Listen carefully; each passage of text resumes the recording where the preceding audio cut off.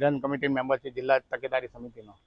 ઉમરગામ તાલુકામાં મેં કેટલીક વાર રજૂઆત કરવા જતાં અમારા રસ્તા હોય કે પાણીનો પ્રશ્ન હોય તો મેડમ મારે રજૂઆત કરીએ કે ભાઈ મામલેદારની અંદર એ ધારાની અંદર ચાલતી કૌભાંડ કે નોટિસ પહેલાં પછી મળે છે અને તેના પહેલાં પ્રમાણિત થઈ જાય છે જમીનને. અને બીજું કે અહીંયા પીવાના પાણીની પણ સુવિધા નથી. એ મામલેદારની ફરજ બને છે કે પાણી બેસવાની સુવિધા હોવી જોઈએ, પંખા નથી.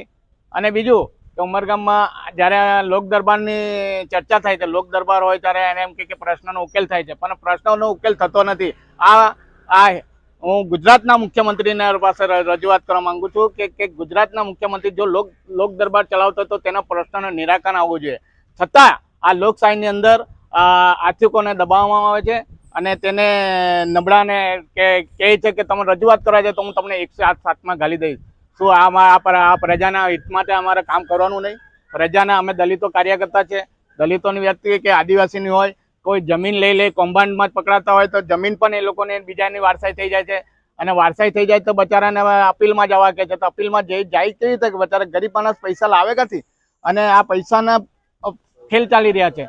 અને આપણે રજૂઆત કરવા જતાં કે તમારે અંદર આવવાનું નહીં. અંદર કેટલું જાતની અધિકારીઓને મિલીભગતની અંદર કામ કરી રહ્યા છે, છતાં બી કોઈ બોલવા તૈયાર નથી.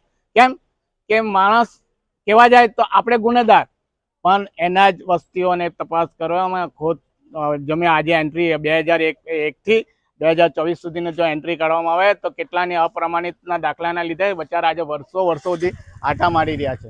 શા માટે?